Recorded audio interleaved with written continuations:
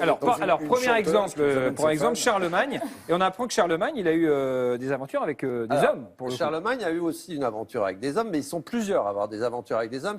La société de l'époque est encore assez permissive, soit parce qu'elle n'est pas très éloignée de la Grèce antique ou de la Rome antique, où c'était des pratiques assez courantes. Il faut quand même préciser qu'on s'est beaucoup resserré sur ça.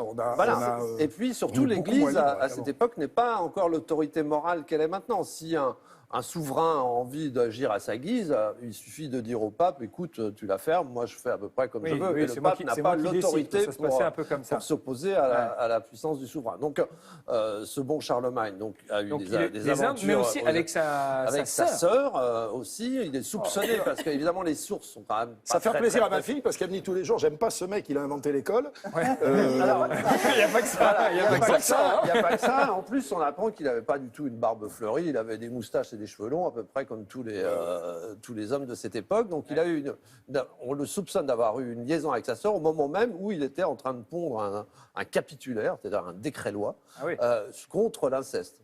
Mais